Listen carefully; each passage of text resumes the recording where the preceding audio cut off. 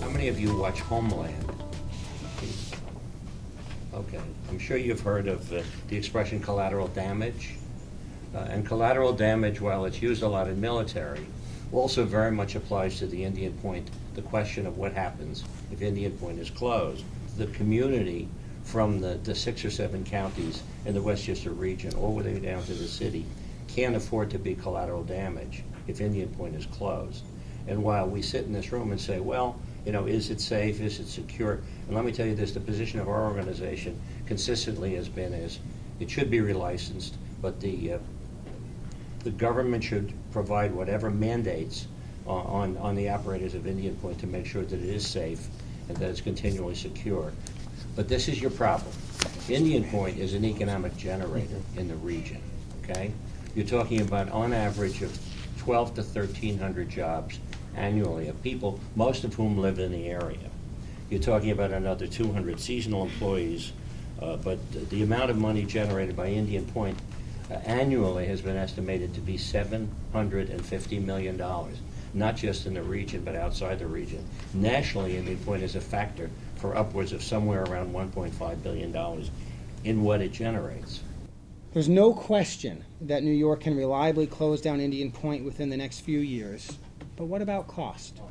You can't consider the question about Indian Point being shut down without paying attention to the history of the Shoreham nuclear power plant. So I think when the proponents offer the idea that we think it should be closed down for the various reasons, there has to be a connect on a public policy basis. You can't afford to have communities, businesses, the ripple effect of the closing of such a plant without the same people saying, well, let's close it, and this is how you deal with the collateral damage. The Indian Point Energy Center can be retired without sacrificing reliability.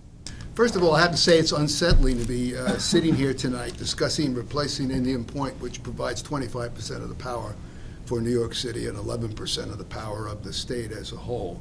From my 48 years of experience in the utility business, I really can't accept that. It's just not practical to do it without having a severe impact on reliability, economics, and the environment. I think there's been a suggestion that if given enough time and money, you can almost do anything.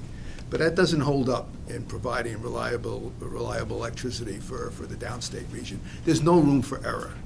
To be clear, I'm not predicting a price impact of exactly zero or any other exact price impact. Instead, I've used 2 distinct lines of thinking to demonstrate that should Indian Point retire, any impact on retail bills will be quite small.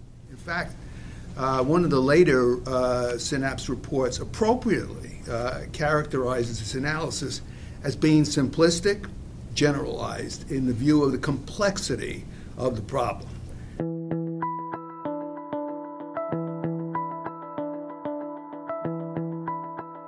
Indian Point uses about 2.5 billion gallons of water a day. Also, as a result of a settlement agreement, the Clean Water Act was passed in the early 1970s. We ended up with heavy litigation at Indian Point because of that. They wanted to build cooling towers then. A settlement agreement was arranged with the EPA, DEC, and Hudson River Fishermen's Association and others. The utilities agreed to do a number of backfits to the plants at a tune of about $100 million per plant, putting in variable speed pumps on one unit, 2 speed pumps on the other, so we could use less water in the winter when the water is cooler. And we also agreed to spend $2 million a year, along with the owners of Bowling and Roseton, in order to study Hudson River fisheries. DEC directed that research, and the utility customers paid for it. And so tens of millions of dollars have been looked at to study at least 6 species in the Hudson River. It was demonstrated after over 30 years of this research that there has been no deleterious impact on adult fish populations of those species in the Hudson River as a result of Indian Point operations.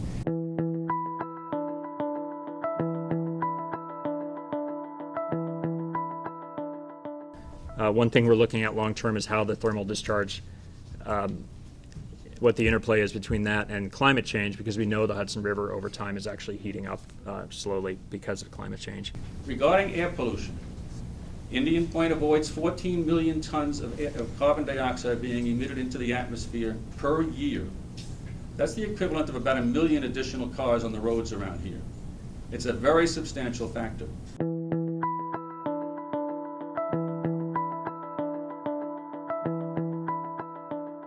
Our primary focus right now is looking at how well maintained the plant is and what the NRC's requirements are if they're going to relicense Indian Point for an additional 20-year period. As a result of those reviews, I do know from entity information and from NRC information, which is available on the NRC website, at least for the last 10 years, Indian Point has given their highest safety rating possible for any nuclear plant in this country.